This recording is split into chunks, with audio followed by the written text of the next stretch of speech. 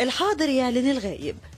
من المنادي في الأحياء باسم الحاكم والدلال في الأسواق باسم التاجر إلى مصمم الإعلانات، الهدف دائما هو إقناع الناس بخدمة بسلعة أو بدور.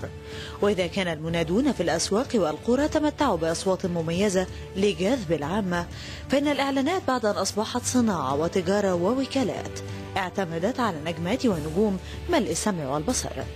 استعانت إعلانات الصحف قبل عصر التلفزيون بأم كلثوم وعبد الوهاب، سميرة أحمد، ماجدة، هند رستم، برلنتي عبد الحميد، بهيجة حافظ وصباح وأمال فريد ونعيم عاكف وليلى فوزي.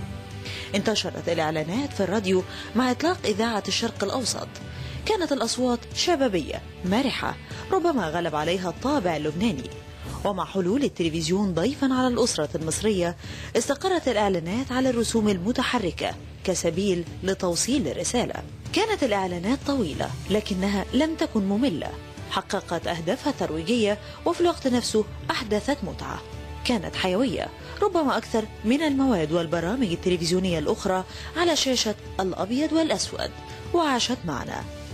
كانت دور العرض السينمائي تقدم إعلانات قبل الفيلم، وكانت إعلانات الطرق موجودة على استحياء، لكن الثورة الحقيقية جاءت مع التلفزيون، والذي بات ملونا فتلون الإعلان في أشرطة الفيديو على شاشة التلفزيون وفي الصحف التي أصبح لمعظمها أقسام إعلانات متخصصة. كما انتشرت على الطرق مثل النار في الهشيم.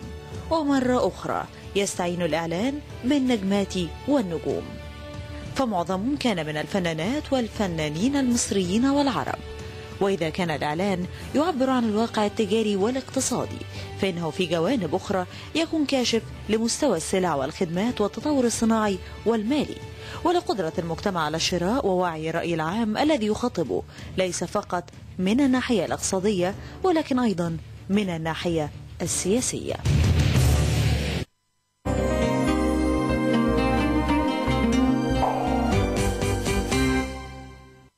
لو كان يوسف بيك وهبي عايش كان زمانه قال وما الدنيا إلا إعلان كبير.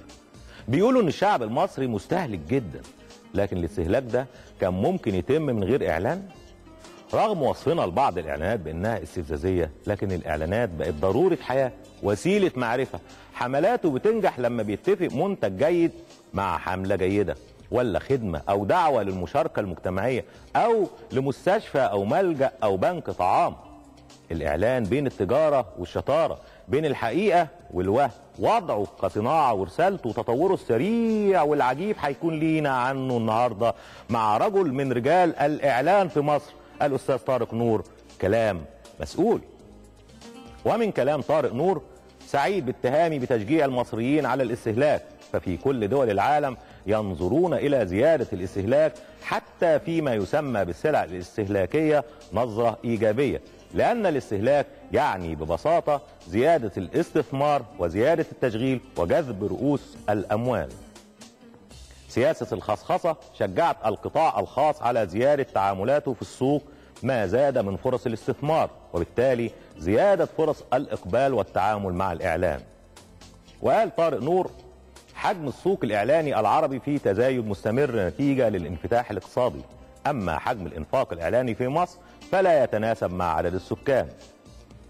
الوصول لأكبر عدد من المشاهدين في الإعلان ليس بكثرة عدد الأقمار الصناعية، بل في المحتوى الجيد للإعلان، ولا بد أن يكون الإعلان متجانسا مع بيئة المستهدف والبعد عن الخيال. وأخيرا قال طارق نور: أنا من مؤيدي مبدأ التكتلات والاندماج بين شركات الإعلام، خصوصا في عصر العولمة، وأتوقع بعد 50 عاما لن يكون في العالم إلا 8 شركات فقط هي التي تتحكم في اقتصاديات العالم. مين بيتحكم في مين؟ السلعة في الإعلان ولا الإعلان في السلعة؟ إيه سر الإعلان؟ دقته. إزاي بيقول في دقيقة أو نص دقيقة أو ربع دقيقة اللي ممكن تقوله محاضرة تستمر 50 دقيقة؟ بيفرض الذوق العام ولا الذوق العام هو اللي بيحده ويحدده؟ بيتعمل ازاي؟ صناعته، اقتصادياته، شركاته، وكالاته، اللعب النظيف واللعب اللي تحت الترابيزه، المجامله والصدق، الاعلان الضره اللي الناس تروح شغلها تاني يوم تتكلم عليه وما تنساهوش مدى الحياه، ولا الاعلان اللي بيمر مرور الكرام ويضر باللي عمله وبالسلعه اللي كان يقصد ان هو يروج لها؟ كل ده هيكون لينا عنه النهارده مع رجل صناعه الاعلانات في مصر الاستاذ طارق نور.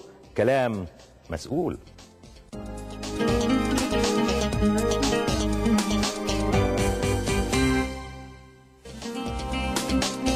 ارحب بخبير الاعلانات الاستاذ طارق نور. منورنا يا استاذ طارق. ربنا يخليك يا فندم. في فتره ظهور الاعلان بكثافه شويه بعد ظهور التلفزيون اعتمد كتير على الكاريكاتير. كان مزاج المجتمع وقتها يعني ابن نكته ولا ايه؟ هم الجماعه اللي عملوا الكاريكاتير هم الاخوان مهيب، وهم دول اذا كنت انت فاكر اللي هو يا حلاوه السخان كله ضمان وامان والست ثانيه سايبه الميه ترخ من الحنفيه. حافظ انا كل حاجه اهو. اديك انت كنت فاهم. وكان اياميها زمان كان عندك قناتين، القناه الاولى والقناه الثانيه. فبالتالي الناس مضطرين ان هم يتفرجوا على القنوات دي، فبالتالي الاعلانات كانت ايه؟ كانت حاجه جديده وشيء لذيذ يعني. احنا جينا وحولناه بقى الى اعلانات لايف، وهي حقبه جديده بالنسبه للاعلان. وكان اول مره الناس بتيجي بتشوف حاجه فيها فكره او فيها ابداع او ما هواش. كان ايه الفرق يا استاذ؟ يعني الكاريكاتير متاخد او الانطباع اللي عند الناس انه ماده مسليه، ماده مضحكه.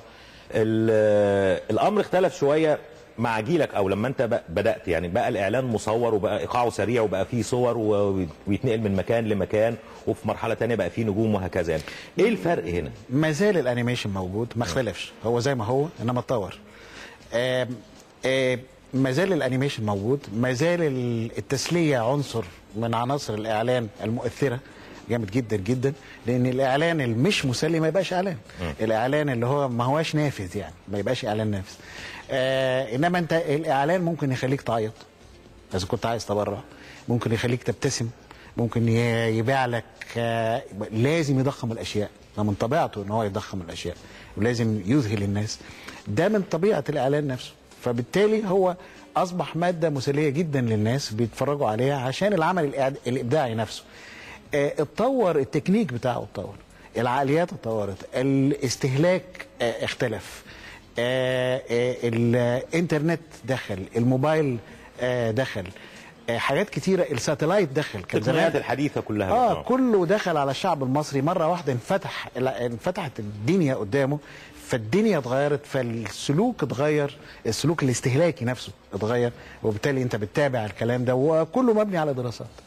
بس برضو يمكن فترة التحول دي كان في فترة تحول سياسي أصلا، يعني من مجتمع اشتراكي، مجتمع قائم على يعني سياسة التوجيه من جانب الحكومة والسيطرة على وسائل الإنتاج وهكذا، إلى مجتمع منفتح مع سياسة الانفتاح الاقتصادي. وفي ناس حتى اعتبرتك واحد من رموز الانفتاح الاقتصادي.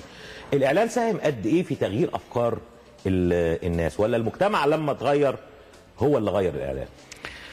الحقيقه احنا مش عايزين نضخم قوي من عمليه الاعلان، غير ان هو الاعلان هي ماده تاثيريه على السلوك.